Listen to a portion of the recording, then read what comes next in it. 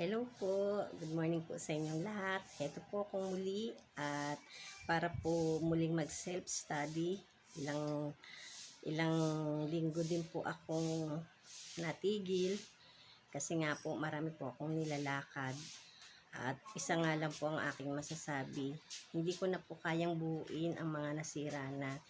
Hindi ko na po kayang ibalik ang mga nawala na. Talaga pong kailangan pong isa puso na lang at isa isip para po may magandang alaala po maaalala. Kung ano man po yung mga nasira sa buhay ko, binubuo ko po yung mga pira-piraso at mga magagandang alaala sa aking pong puso at isipan. Wala po akong pagsisisi sa mga nangyari po sa aking buhay. Napakasaya ko po na maayos at magiging payapa po ang pagkawala ng aking asawa. Nagkahiwalay man po kami ng 28 years. Sa tagal po ng panahon ay talaga pong hinahanap ko po siya at hinihintay pero hindi na nga po nangyari.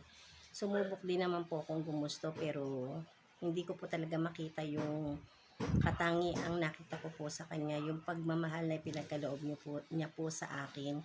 Kaya yung pong lungkot ko ay pinapalitan ko po ng saya dahil gusto ko pong maalaala yung matira po sa puso ko sa isipan yung mga magagandang alaala niya po sa akin na iniwan na hanggang ngayon naman po ay kasama ko po ang kanyang mga anak.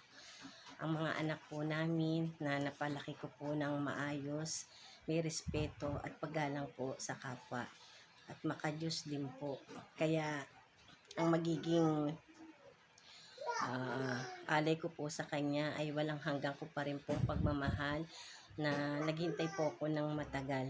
Kung may hangad man po o balak po sa akin ng ating Panginoong Diyos, ay pinagpapasa Diyos ko na din po. Basta't po sa ngayon, ang mahalaga po ay naghintay po ako ng matagal at siya na po ang tumapos ng aking paghihintay.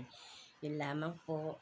At ang masasabi ko nga po, eto na po akong muli nagbabalik para po sa aking pagsi-self-study at muli ko pong aayusin kung ano man po ang nakapaloob sa aking napiling tadhana ang mag-therapy.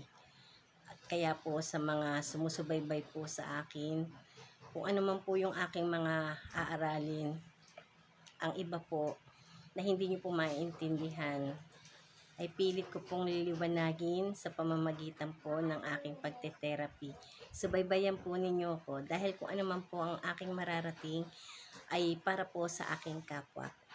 Dahil po nagsisikap po akong matuto, intindihin ang human anatomy sa abot po ng aking makakaya para na rin po makatulong po ako sa aking kapwa, lalo na po sa mga mahihirap na kagaya po ng aking mga pinagdaanan. Kaya po ako'y nagsisikap dahil sa kabila po ng aking kahirapan bilang isang matagal na solo parent, nakita ko po ang suporta at pakikisimpatya po sa akin ng aking kapwa na suportahan po ako sa pamamagitan po ng pagre-refer po nila sa akin sa kanilang mga kapamilya at mga kaibigan na labis ko naman pong ipinagpapasalamat dahil nga po talaga naman pong karapat dapat po ako sa pinagkakaloob po nilang tulong sa akin dahil nagsisikap po akong matuto para ma-share ko din po ang aking kaalaman at ang aking pong galing sa pagti-therapy na nakapagpapagaling po ng aking kapwa.